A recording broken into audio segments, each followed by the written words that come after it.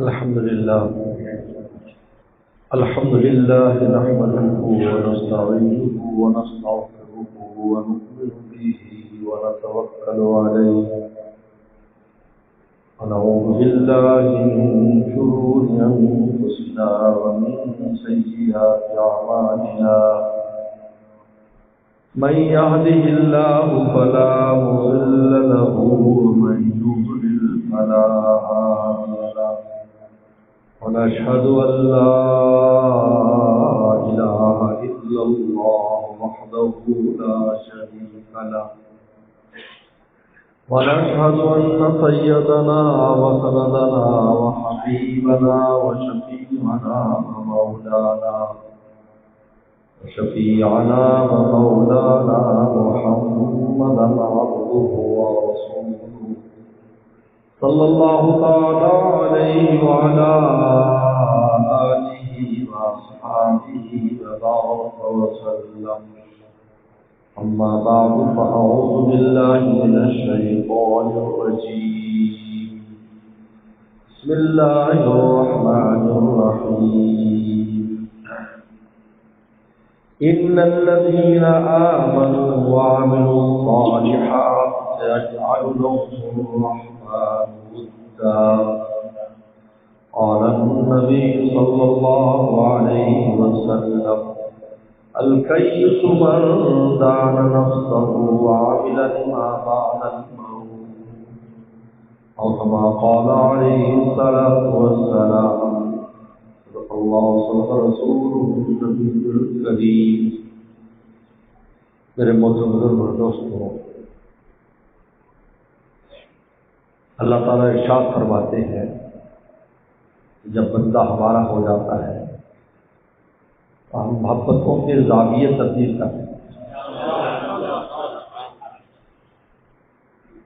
اب اس بندے سے کون محبت کرتا ہے؟ جو مولا کو ہو جاتا ہے. سب سے پہلے مولا ہی محبت کرتا ہے. اللہ اس بندے سے محبت کرتے ہیں.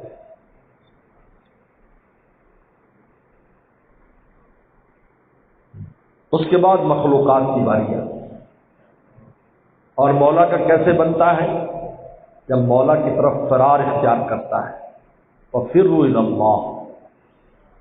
اس کی تفسیر عامہ سے اللہ کے علاوہ سب کو چھوڑ کر اللہ کی طرف دوڑ جاؤ. یہ کائنات، یہ دنیا اور آخرت اللہ کی ذات سے جڑی ہوئی ہے. غلط سمجھتے ہیں کہ ان اسباب سے جڑی ہے. ان اسباب کا کوئی دخل، کوئی تعلق نہیں ہے. یہ تو آزمائش کے لیے ہے. مومن بھی وہ سبب اختیار کرتا ہے، کافر بھی وہی کرتا ہے. لیکن مومن سبب اختیار کر کے بھی مولا پہ نظر رکھتا ہے اور کافر سبب پر نظر رکھتا ہے. یہی تو وہ امتحان ہے جس میں پاس ہونا ہے. اس لیے ہمیں یہ حکم نہیں کہ آپ اسباب چھوڑ دو، اسباب اختیار کرو. بیمار ہو دوا کھاؤ، حکم ہے. لیکن اس لیے نہیں کہ دوا شفا دے گی. اس لیے اللہ نے اپنا نام شافی رکھا ہے. شافی تو میں ہوں. ابراہیم فرماتے ہیں ابراہیم علیہ السلام جہاں مریض تو ہو یشفین، جب میں بیمار ہوتا ہوں میرا مولا مجھے شفا دیتا ہے. چنانچہ حضرت موسیٰ علیہ السلام کے واقعات میں شاہ عبد العزیز معزز دہلوی رحمہ اللہ نے ایک واقعہ لکھا ہے. ان کے پیٹ میں درد ہو گیا، اللہ سے مناجات کی کیونکہ کلیم اللہ تھے. کلیم اللہ کا مطلب ہے جب چاہتے تھے مولا سے گفتگو فرما دو. بہت اونچا مقام ہے کلیم اللہ. پردے کے پیچھے سے بات ہو جاتی. اللہ میرے پیٹ میں درد ہے. اللہ نے فرمایا، اللہ تعالیٰ نے کہ فلاں درخت کے پتے لے کر چٹنی بنا کے کھا لو. چٹنی بنا کے کھائی تو پیٹ درد ٹھیک ہو گیا فوراً.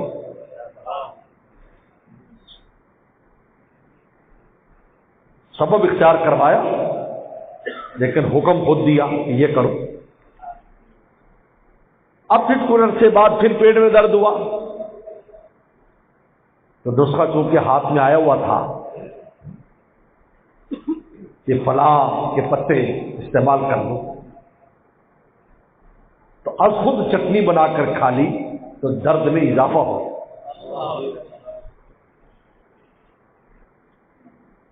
تو مناجات کی کیونکہ کلیم سے فوراً اللہ کے دربار میں بات.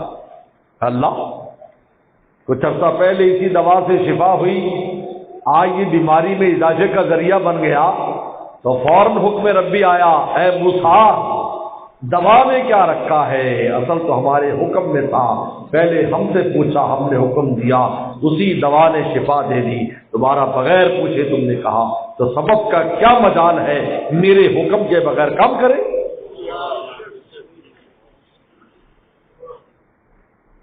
کہتے سبب انسان جب اختیار کرتا ہے، ہاتھ میں پانی لے کر پینے لگتے ہیں، پانی اللہ سے پوچھتا ہے فائدہ دینا ہے یا نقصان پوچھتا ہے، اس کی مخلوق ہے. یہ سب براہ راست اللہ کے مسئول ہیں. آب و خاک ہو، باد و آتش بندہ، مولا رومی فرماتے ہیں یہ سب اللہ کے بندے اور غلام ہیں. چاہے آگ ہو، چاہے ہوا ہو، چاہے مٹی ہو، چاہے پانی ہو. با بنے تو مردہ، با حق زندان، تو ان کو مردہ سمجھتا ہے، حق کے سامنے یہ زندہ ہے. کہیں سیلاب لانے کے لیے اللہ تعالیٰ کو فرشتوں کو نہیں کہنا پڑتا کہ بھائی پانی کو تم باہر نکال دو، پانی کو حکم ہوتا ہے باہر نکل جا، نکل آتا ہے. آسمان سے برسنے کے لیے نہیں ہوتا کہ فرشتے وہاں سے کوئی لوٹے لے کر برساتے، اب خود حکم ہو جاتا ہے، ہوا کو حکم ہو جاتا ہے. جب قوم صالح کو تباہ کرنے کی باری آئی، عاد اور ثمود کو ہوا کے خزانے کو حکم دے جاؤ. حدیث میں آتا ہے پیغمبر سلام نے فرمایا کہ سر اتنا سوراخ ہوا تھا ہوا کے خزانے، اتنا سوراخ کیا گیا، اس سوراخ سے جو ہوا نکلی تھی اس نے وہ کھجور کے درخت جتنے لمبے انسانوں کو ہوا میں اٹھا کر زمین پر مارا. اتنے طرف اتنے بڑے خزانے ہیں، ہواؤں کے اتنے بڑے خزانے ہیں جو ہم تو بالکل چھوٹے سے اس سے فائدہ اٹھا رہے ہیں. اللہ کیا ہر چیز کے خزانے، اور حکم ہوتا ہے. یہ قیامت کے دن لوگوں کو جمع کرنے کے لیے، ان کے ذرات جمع کرنے کے لیے مردوں کے، یہ نہیں ہوگا فرشتے حکم دے گے ذرات اکٹھے کرو، بلکہ حکم ہوگا کھڑے ہو جاؤ. ذرات خود دوڑتے ہوئے آئیں گے، اکٹھے ہو کر انسان کھڑا ہو جائے گا.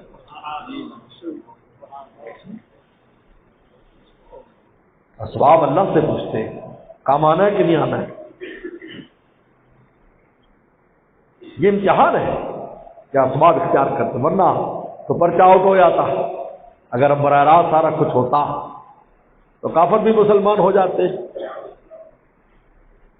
تو مجھے بتاؤ اگر پرچہ آؤٹ ہو جائے تو جن طالب علموں نے محنت کی ان کے ساتھ ظلم ہے یا نہیں؟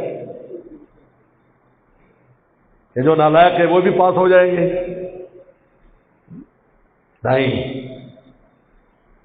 فرمایا کہ جس دنیا میں ہمارے بن کے رہتے ہیں، فرار اختیار کرتے ہیں، وَفِرُّوا إِلَى اللَّهِ. سب سے پہلے فرار دل سے ہوتا ہے، دل سے فرار. سن لو فرار کیسے؟ دل، یہ دل مولا کو دے دو، غیروں سے جان چھڑاؤ. کسی کا خوف اور کسی کی توقعات وابستہ نہ کرو، کسی کی محبت اس میں نہ بساؤ، کسی کی نفرت بھی نہ بساؤ، یہ مولا کو دے دو. وَفِرُّوا إِلَى اللَّهِ. قلباً فرار، دل کو مولا کی طرف دوڑاؤ. بیٹھے بیٹھے آپ کہیں سے کہیں دل پہنچا سکتے ہو. دل ایسا ہے، اب یہاں بیٹھو امریکہ میں کسی بارے میں سوچو تو امریکہ چلا جائے گا، لندن کا سوچو لندن چلا جائے گا، مکہ شریف کا سوچو مکہ شریف چلا جائے گا، مدینہ شریف کا سوچو تو مدینہ شریف چلا جائے گا. تو بھائی مولا تک کیوں نہیں جائے گا؟ مولا کو سوچو تو مولا تک چلا جائے گا. دل کی حاضری لگ جائے گی. اور دلیل موجود ہے، حدیث شریف میں آتا ہے قیامت کی ان 7 آدمیوں کو عرش کا سایہ ملے گا. ان میں ایک وہ شخص ہوگا قلب معلق بالمساجد، کہ جو ہے تو کاروبار میں, ہے تو گھر بار میں, ہے تو کھیتی باڑی میں, ہے تو بازار میں, لیکن دل اس کا مسجد سے معلق ہے. کب آزان ہو تو میں مسجد جاؤں. اللہ فرماتے ہیں یہ مسجد میں ہی 24 گھنٹے تھا, اس کی حاضری مسجد میں, لہٰذا یہ 24 گھنٹے ہمارے گھر میں تھا. قیامت کی دن ہم اپنے عرش کا سایہ دیں گے. اب بتائیے دل سے حاضری لگی یا نہیں بولو؟ حالانکہ وہاں تو نہیں ہے, اور ایسا حکم بھی نہیں ہے کہ آپ 24 گھنٹے مسجد میں رہیں سوائے اعتکاف کی عبادت. اعتکاف میں حکم ہے کہ 10 دن آپ رہیں, ورنہ تو حکم نہیں ہے. جمعے جیسی اہم نماز کو حکم ہے فیضا قضیت الصلاۃ فانتشروا فی الارض, جب نماز جمعے کی پڑھ لی جاؤ آپ اپنے کام کاج کرو. کام کاج کا حکم دیتے جاؤ. وابتغوا من فضل اللہ, اللہ کا فضل تلاش کرو. سبحان اللہ, وابتغوا تلاش کرو. لیکن کیا فضل, یعنی تلاش سے نہیں ملے گا, ہمارے فضل سے ملے گا. لیکن تلاش کا حکم ہے تمہیں کہ تم نے تلاش کرنا ہے. میں نے پہلے بھی قصہ سنایا, بڑا دلچسپ واقعہ ہے. امام شافعی امام مالک رحمۃ اللہ علیہ کا پہلے میں نے سنایا. امام مالک استاد ہے, امام شافعی شاگرد ہے. استاد بھی بہت بڑا انسان ہے, شاگرد بھی بہت بڑا انسان ہے. حدیث شریف میں آتا ہے کہ اگر تم اللہ کی ذات پر پورا توکل کرو تو اللہ چڑیوں کی طرح تمہیں رزق دے گا, جو صبح کو بھوکھی جاتی ہیں شام کو پیٹ بھر کر آتی ہے, حالانکہ ان کی نہ کوئی دکان ہے, نہ کوئی کھیت ہے, نہ کچھ. تمہیں ایسے رزق ملے گا, لیکن ذات الہی کے ساتھ اعتماد اور تعلق ہونا چاہیے تمہارا. رزق سے سارے پریشان ہیں, کہتے وظیفے دے دو, لمبے لمبے وظیفے کر رہے, ایک ٹانگ کے اوپر کھڑے ہو کر وظیفہ کر رہے ہیں, اور دماغ پر اثر ہو جاتا ہے اور دوائیوں پر پیسے خرچ ہوتے ہیں. بھائی اللہ سے تعلق پیدا کرو, توکل کرو, تقوی اختیار کرو, روٹی ملے گی تمہیں. چوپڑی ملے گی, چوپڑی روٹی اوپر سے سوکھی ہوتی ہے, اندر اس کے گھی ہوتا ہے. سمجھتے چوپڑی روٹی, اگر باہر سے چوپڑی تو پراٹھا بن جاتا ہے. ان کو چوپڑی روٹی دیتے ہیں, یعنی مزے کا کھانا دیتے ہیں. دیکھنے والا کہ دال کھا رہا ہے اور اس درویش کو بریانی کا مزہ آ رہا ہے, اس کو قورمے کا مزہ آ رہا ہے. ہاں, ایک بزرگ تھے, ان کے گھر مہمان آ گئے تو گھر میں دال تھی. انہوں نے کہا جی مہمان آ گئے, اب دال تو ہے لیکن آٹا نہیں ہے. وہ نے گھر میں کوئی فرق نہیں پڑتا, تم ایسے کرو دال پکا لو چاولوں کے انداز میں, جیسے چاول پکاتے, خشک کر دی. اب جب مہمانوں کے سامنے رکھے, دیکھنے میں دال ہے, کھائیں تو چاول.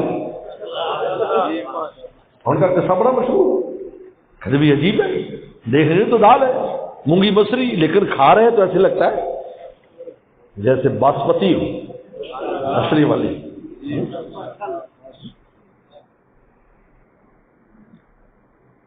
باسمتی ماسپتی ہے, کیونکہ باس پر بھی چاول ہوتے ہیں دنیا میں, باس پر بھی چاول لگتے ہیں اور گنے پر بھی چاول لگتے ہیں دنیا میں. ایسے وہ میں نے دیکھے, تو چاول میں نے دیکھے جو باس پر لگتے ہیں اور گنے کے اوپر بھی چاول لگتے ہیں. نیچے گنا ہے, اوپر چاول ہے. اللہ کی قدرت. ہمارے یہاں تو نہیں ہوتا, لیکن دوسرے کئی ملکوں میں ایسے ہوتا ہے, افریقہ کے بعض ملکوں.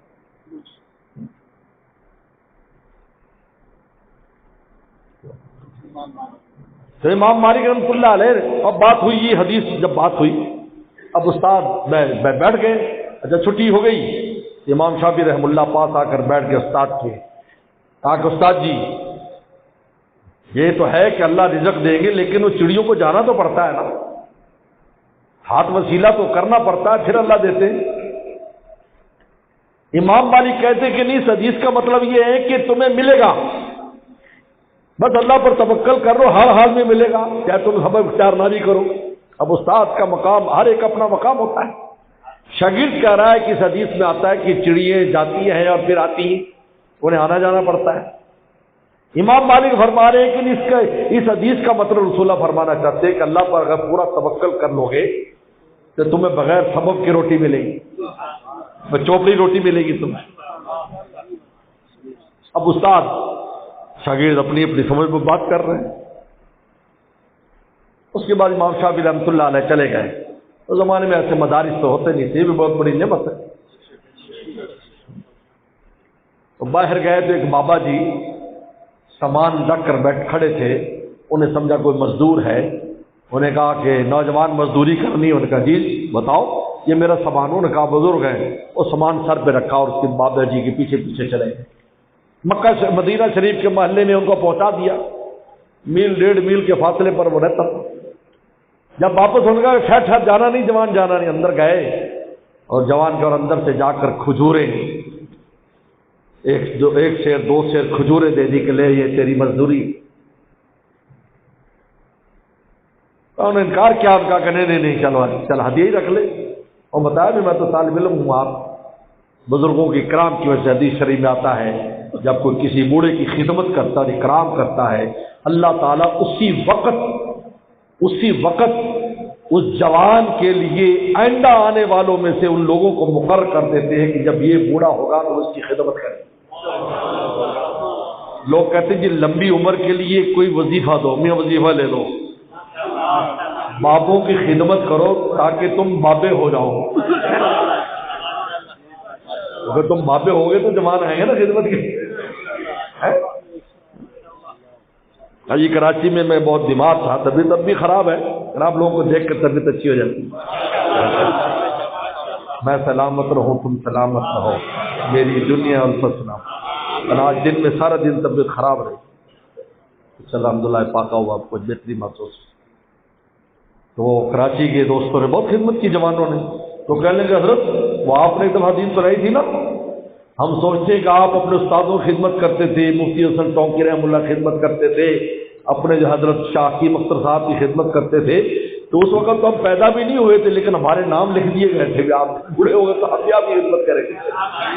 میں نے کہا ہم تم نے عجیب بات کی، یعنی تو بشارت ہے کہ یہ جوان بڈھا ہوگا تبھی تو آئے گا نا اس کی خدمت کرنے والا ہے۔ یہ بابے اتنے قیمتی ہیں۔ انہوں نے کہا میں نے تو اس لیے، انہوں نے کہا کوئی بات نہیں، ہدیہ لے لو، میرے تو خیر لے آئے۔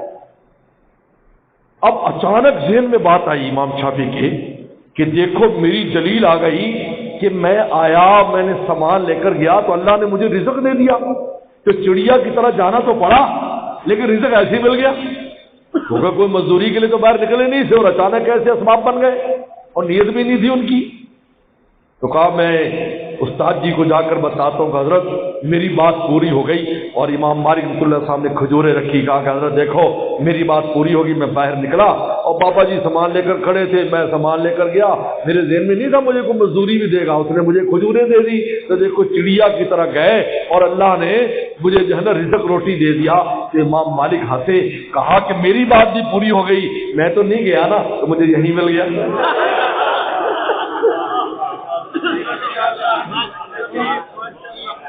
دونوں بڑے آدمی تھے، دونوں بڑے مقام پر تھے، ہر آدمی کے ایک اپنا مقام ہوتا ہے۔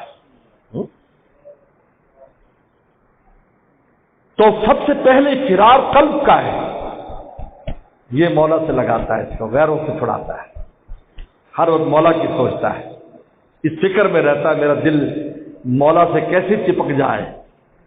یہ عجیب بات ہے، آج اس کی فکر بھی نہیں ہے، اس دل کی دنیا کو برباد کیا ہوا ہے۔ سب سے قیمتی یہ چیز ہے اللہ نے بتایا کہ مسجد کے ساتھ، مسجد تو خدا کا گھر ہے، اللہ کی ذات جس کی نسبت سے مسجد ہے، اس سے اگر دل لگ جاتا ہے تو عرش کا سایہ ملتا ہے، اگر مولا سے دل لگ جائے گا تو کیا کچھ نہیں ملے گا، مجھے بتاؤ۔ وجوہ یوم الدین ناظرہ الی ربہا، تر و تازہ چہرے اللہ تعالیٰ کی زیارت کرتے ہوں گے، اپنی زیارت کرائیں گے۔ گھر کے ساتھ یہ حال ہے، گھر والے کے ساتھ دل لگے گا تو کیا ہوگا۔ باعزید بستامی رحمۃ اللہ علیہ بہت بڑے اللہ والے ہیں، پہلی بار جب حج پر گئے، حج کر لیا لیکن ابھی مقامات طے ہوتے ہوتے ٹائم لگتا ہے، تو ایک سوال کیا واپسی پر، اللہ گھر دیکھ لیا ابھی تیری تجلی نہیں دیکھی گھر والے۔ اب اگلی بار گئے تو تجلی الہیہ بھی محسوس ہوئی، خدا کی تجلیات کیسی گر رہی، قلب کی نگاہوں سے بھی دیکھا اور آنکھ کی نگاہ سے بھی دیکھا۔ پہلے گئے گھر تو دیکھا، گھر والا نہیں دیکھا، اس لیے کہ اللہ والے کے پاس کچھ حاجی جا رہے تھے نبلی حج کے لیے، فرض حج کے لیے نہیں کہہ رہا، فرض تو جاؤ، فرض پورا کرو، مر جاؤ گے تو بہت آخرت میں مشکلات ہوں گی.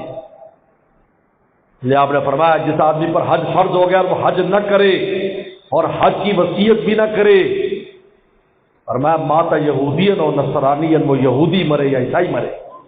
اتنی سختی ہے. لوگوں پر حج فرض ہے کرتے نہیں، کر لیں گے جی، فلانے کی شادی ہو جائے، بچے کی جی ہو جائے. کیا بھائی، شادیاں تو مولا نے کرانی، رشتے ہی نہیں مل رہے.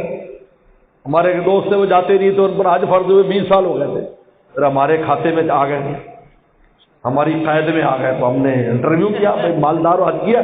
نہیں جی. کیوں؟ میری بچیاں اور بچے ان کی شادیاں نہیں ہیں. میں کہ یہ کس نے کہا ہے بھائی کہ شادیوں پر حج موقوف ہے؟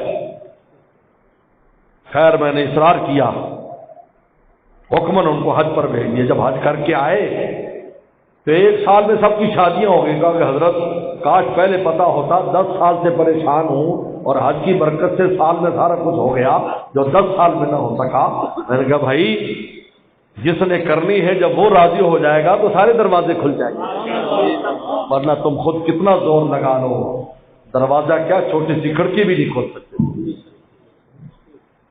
جو تو راضی، اللہ فرماتے ہیں اگر اللہ راضی ہو جائے، جو تو میرا تو سب میرا، فلک میرا زمین میری. جو تو میرا تو سب میرا، فلک میرا زمین میری. اور اگر تو نہیں میرا کوئی شے نہیں ہے. غیر کو چھوڑ کے تجھ کو چاہوں، تجھ کو چھوڑ کے غیر کو چاہوں، اف اللہ یہ پستی میری ہے. اس سے زیادہ انسان کے لیے پستی نہیں ہے کہ مولا کو چھوڑ دے. جس کی تجلی ہر طرف نظر آتی ہے زندگی میں، ہر جگہ پر قدم قدم پر مولا کی انوارات اور برکات اور فیوز دیکھتا ہے.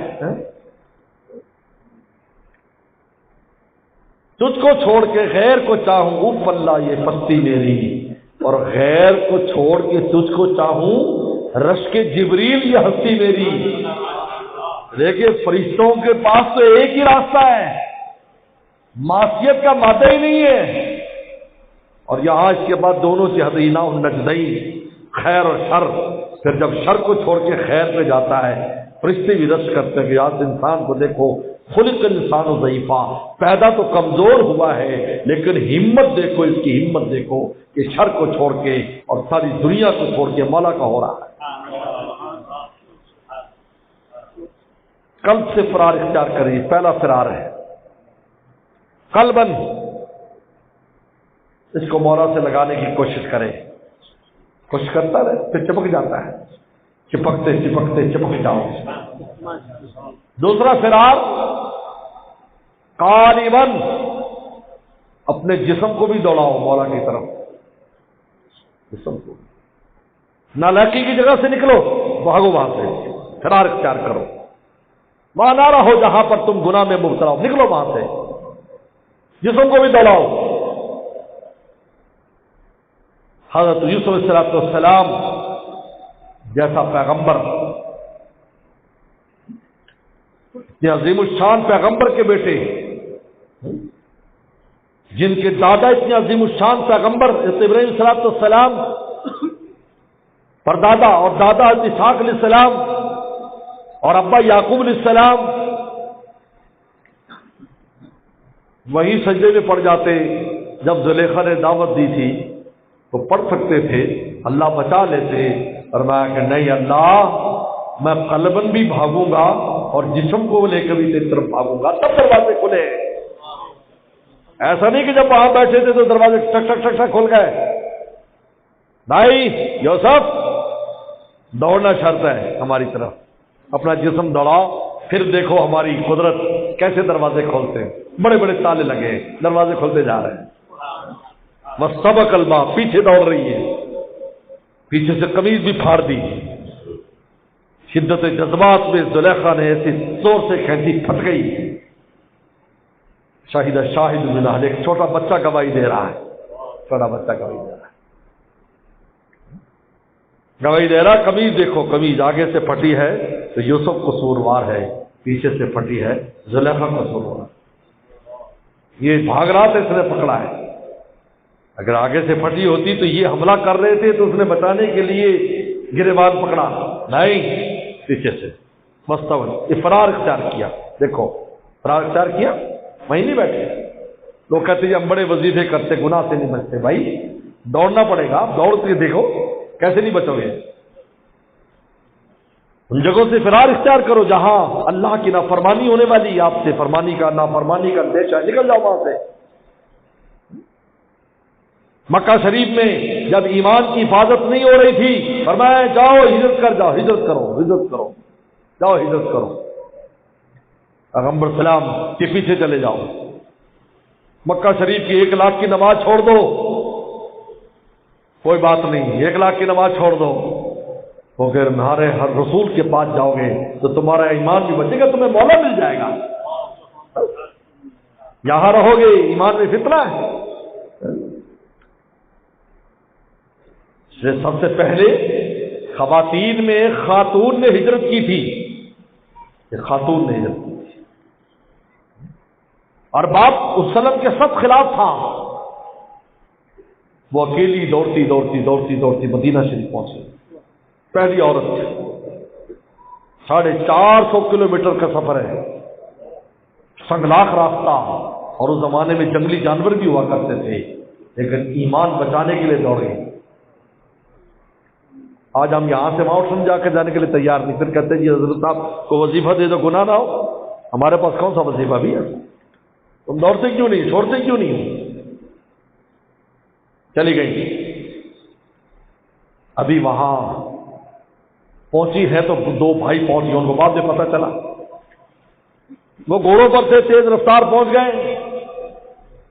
پیغمبر سلام نے بولا، اس وقت حدیبیہ کی صلح ہو چکی تھی، حدیبیہ کی صلح ہو چکی. انہیں کہا کہ جی صلح نامہ کی نقل لے کر آیا کہ دیکھو اس میں لکھا ہے کوئی مسلمان ہو کر آئے گا تو آپ اس کو واپس کریں گے، ہماری بہن آئی اس کو واپس کیجیے. پیغمبر سلام نے ان کو بلایا مسجد نبی میں، بلاؤ خاتون کو بلاؤ. خاتون آ رہے ہیں، بھائی لینے کے لیے آئے ہیں، ہمارا معاہدہ ہے. انہیں کہا کہ آپ پہلے میری بات سنیں، اللہ کے نبی صلی اللہ علیہ وسلم کے بعد جو فیصلہ کریں. تقریر کی رسول خدمت میں، بیان کیا، لوگ بیٹھے تھے. ہم آئے، بڑے بڑے صحابہ اکرام موجود ہیں، اور ادھر یہ وفد آیا ہوا ہے. میں تقریر کی، اللہ کے نبی صلی اللہ علیہ وسلم، میں عورت ہوں، میں کمزور ہوں، مجھے سزا دیں گے، شاید میں اپنا ایمان نہ بچا سکوں.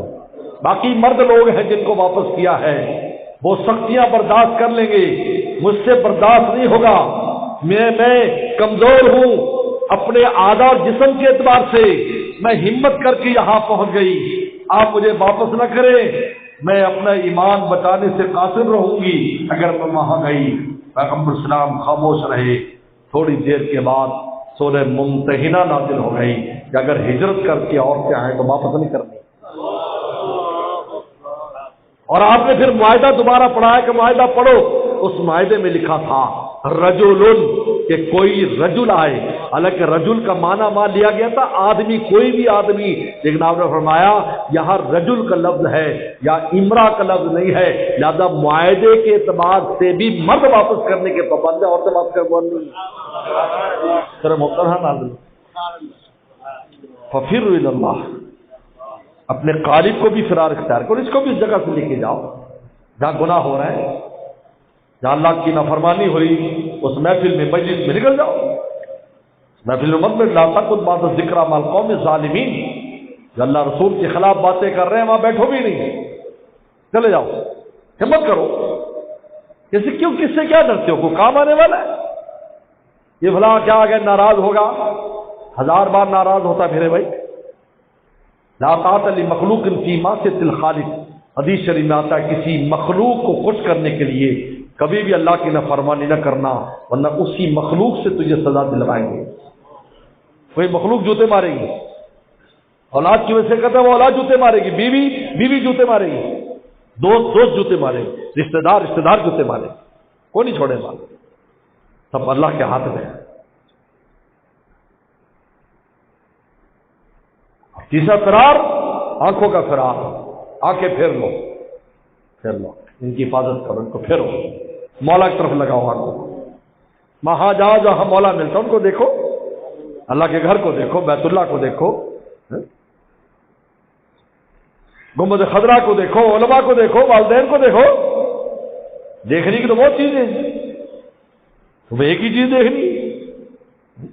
میں سمندر پر ایک بار گیا دوستوں کے ساتھ کراچی، میں نے بتایا کہ یہ سمندر وہ ہے جس پر کسی زمانے میں اللہ کا عرش تھا، یہ وہ جگہ ہے، اسی سمندر کے پانی پہ عرش الہی تھا، اور اسی سمندر سے زمین نکلی، اور اسی سمندر میں سے بخارات نکال کر اللہ نے آسمان بنائے اور عرش کو اوپر منتقل کر۔ اس لیے دنیا میں سب سے زیادہ ذاکر جو ہے وہ سمندر کی مخلوق ہے، کیونکہ اللہ کے عرش کی صحبت رہی ہے۔ اس لیے مچھلی سب سے زیادہ ذکر کرتی ہے، قیامت کے دن جنتیوں کا پہلا کھانا مچھلی کی کلیجی ہوگی، کیونکہ یہ ذاکر لوگ آئے ہیں جنت میں، تو ذکر کرنے والی مخلوق سے پہلی ڈش یہ ہوگی مچھلی سے، مچھلی پہلی ڈش ہے، کیونکہ اللہ کی سب سے زیادہ ذکر کرنے والی۔ کہتے وہی مچھلی پکڑی جاتی ہے جو ذکر میں غفلت کرتی ہے تو لطیفے کی بات، حقیقت نہ سمجھنا۔ میں آسٹریلیا گیا تو دوستوں نے فشنگ کا پروگرام بنایا، فشنگ مچھلی پکڑنے کا، میں نے کہا بہت اچھا بھائی، کہتے ہیں ہم اتنی پکڑ لیتے ہیں، مگر تو چلو بھائی، ہم بھی کرسی ڈال کر بیٹھ گئے، بھائی چلو تماشا کرو بھائی۔ اب وہ کنڈی ڈال رہے، خالی کنڈی ڈال رہے، گھنٹہ ڈیڑھ، کوئی مچھلی نہیں ہے، ایک کیکڑا آتا ہے، میں نے کہا بھائی یہ کیکڑا تو نہیں کھایا جاتا۔ پھر ایک انگریز قریب میں تھا، انہوں نے کہا جو مجھے دے دو، میں تو شورما اس کا بنا کے کھا دوں، مگر تو لے جا بھائی۔ کہنے کا حضرت کبھی ایسا نہیں ہوا، اچھی مچھلی آتی آئی نہیں بھائی، ان کو پتا ہے پیر صاحب آئے ہیں، وہ سب ذکر کر رہی ہیں، کوئی نہیں آنے والی، کوئی نہیں آنے والی، سب ذکر میں مشغول ہو گئی۔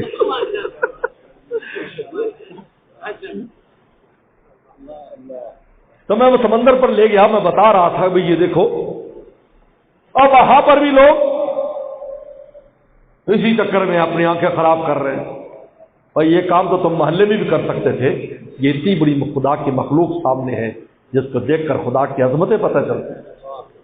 آج تک کسی بھی جھوٹے خدا نے یہ نہیں کہا میں سمندر کا خالق ہوں، نہ فرعون نے کہا، نہ نمرود نے کہا، نہ شداد نے کہا، نہ حامان نے کہا کہ میں سورج کا خالق ہوں، میں آسمان کا خالق ہوں، میں زمین، کسی نے نہیں کہا، ہمت ہی نہیں ان کو کہنے کی، کہ وہ کہہ ہی نہیں سکتے تھے کہ اگر تو خالق ہے تو سمندر میں جا کے دکھا بھائی۔ لیکن مولانا رومی فرماتے ہیں اللہ تیری ذات وہ ہے جس کے ہاتھ سمندروں کی تہ تک بھی پہنچے ہیں، ہمارے دل تک بھی پہنچے ہیں، اس لیے جب ہم وضو کر لیتے ہیں اللہ ہم نے اعضاء تو پاک کر لیے لیکن دل کو پاک کرنا تیرا کام ہے۔ اللہم اجعلنی من المتطہرین من التوابین، اللہ ہمارے دل کو پاک کر دیجئے توبہ سے، اعضاء تو ہم نے پاک کر لیے لیکن دل تک آپ کا ہاتھ پہنچ سکتا ہے، ہمارا نہیں۔ آٹھ سے فرار اختیار کرتا ہے، جب تین فرار اختیار کرتا ہے محبتوں کے زاویے بدل جاتے ہیں۔ سب سے پہلے بخاری شریف میں آتا اللہ تعالیٰ اس بندے سے محبت فرماتے ہیں، کتنے عرصے تک اس سے پیار کرتے ہیں، محبت کرتے ہیں، میرا بندہ ہے، کسی کو نہیں پتا ہوتا، اللہ جانتے ہیں صرف اللہ جانتا۔ بہت سے لوگ کہہ دیتے ہیں کہ ہم ذکر اذکار سب کچھ کر رہے ہیں لیکن کچھ محسوس نہیں ہو رہا۔ یاد رکھو مولانا رومی نے مسئلہ حل کیا ہے کہ میل عاشق باست طبل و نفیر، عاشق جو ہوتا ہے اس کا عشق طبل و نفیر شور شرابے کے ساتھ ہوتا ہے، سب دیکھتے ہیں یار یہ عاشق ہے، یہ سب عاشق ہے۔ مکہ شریف میں جا رہے ہیں، طواف کر رہے، لبیک اللہم لبیک کے نعرے لگا رہے، طواف کر رہا ہے، سعی میں دوڑ رہا ہے، سب کو نظر آ رہے عاشق صاحب شور شرابہ کر رہے ہیں، یہ سب کچھ کر رہے ہیں، درود و سلام پیش کر رہا ہے، رو رہا ہے روز اقدس کے اوپر، لیکن آگے سے جو محبوب ہے، آگے سے جو محبوب ہے یہ تو عاشق ہے۔ عاشق کا جو محبت ہوتی ہے میل عاشق با سب طبل و نفیر، 100 طبل و نفیر کے ساتھ ہوتی ہے، شور شرابے کے ساتھ، لیکن میل معشوقہ مخفی و ستیر، لیکن محبوب کی جو محبت ہوتی ہے وہ مخفی رکھتا ہے، پیار تو کرتا ہے اظہار نہیں کرتا، لیکن دروازے تک پہنچانا، اپنے دروازے پر کھڑا رکھنا اور اپنے پاس آنے کی توفیق دینا دلیل ہے پیار تھا تو تجھے آنے دیا ہے ورنہ تجھے کب آنے دیتا۔ حاجی صاحب فرماتے تھے جب آدمی کہتے اللہ اللہ، فرمایا اگر انہیں پیار نہ ہوتا ایک اللہ کے بعد دوسرا لفظ تیری زبان پر نہ آنے دیتے تو اتنا آسان سمجھتے اس اللہ کو، کلمہ طیبہ کو، اتنا آسان ہوتا تو پوری دنیا پڑھ لیتی۔ تو سوچ تو صحیح، اتنے بڑے عالم میں تجھے اپنے نام کی توفیق دی ہے، محبت ہے لیکن پردوں میں چھپی ہے، تیرا عشق تو نظر آتا ہے، عشق من پیدا و دل پر ناپدید، میرا عشق تو نظر آتا ہے لیکن میرا محبوب نظر نہیں آتا۔ جب تو عالم ای چنی دل پر کلید، دونوں عالم میں ایسا محبوب دکھاؤ جس پر بن دیکھے لوگ جان دے رہے ہیں۔ خود محبت کرتے ہیں، پھر جبریل السلام کو بتاتے، پھر اتنے عرصے کے بعد اے جبرائیل میں فلاں سے محبت کرتا، تو اس سے محبت کر۔ اب پہلی مخلوق جبریل السلام ہے۔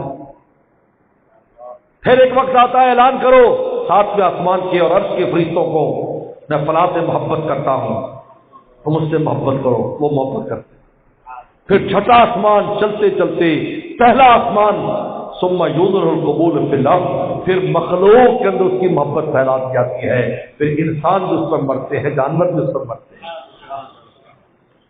آخر میں یوضع القبول فی الارض، آخر میں مخلوق میں قبولیت، لیکن آسمانوں سے چلتی۔ فرمایا ان الذین آمنوا بالصالحات، جو ایمان اور اعمال صالح کرتے ہیں، سیجعل الرحمن ودا، اللہ ان کے لیے محبتیں بنا دیں گے۔ اب ان کو محبت کرنے والے کون ہوں گے؟ نیک لوگ ہیں، جس کو حاج مجذوب سے فرماتے ہیں قدر مجذوب کی خاصان خدا سے پوچھو، نیک لوگوں سے پوچھو مجذوب کون ہے، قدر مجذوب کی خاصان خدا سے پوچھو، ورنہ عام شہرت سے قسم کی رسوائی ہے۔ عام شہرت یہ تو رسوائی ہے، یہ تو اللہ معاف فرمائے زانیوں کر بدکاروں کو بھی ایسی شہرت مل جاتی ہے۔ فرمایا کہ نہیں، اللہ والوں سے پوچھو جا کر کہ وہ اس لیے کہتے انسان کو دیکھنا ہو کہ میں کیا ہوں، تو نیک لوگوں سے اپنی قیمت لگوائے، وہ قیمت لگانے والے ہیں، وہ اللہ تعالیٰ کے پیارے ہیں، وہ اگر تیری قیمت لگائیں تو تسلی رکھ، اور اگر وہ تیری قیمت نہ لگائیں تو دلیل ہے کہ تو ابھی کھوٹا سکہ ہے، تجھے کھڑا بننے کی ضرورت ہے۔ کہتے خواب میں اگر کوئی بزرگ آ جائے، نیک آدمی آ جائے اور وہ نفرت کر رہا ہے، اعراض کر رہا ہے، دلیل ہے کہ کمی ہے، اگر پیار کر رہا ہے دلیل ہے کہ اللہ بھی تو اس سے پیار کرتے ہیں، اس لیے نیک بندے بھی پیار کر رہے ہیں۔ قدر منظور کی خاصان خدا سے پوچھو، ورنہ عام شہرت سے قسم کی رسوائی ہے۔ واخر دعوانا ان الحمدللہ۔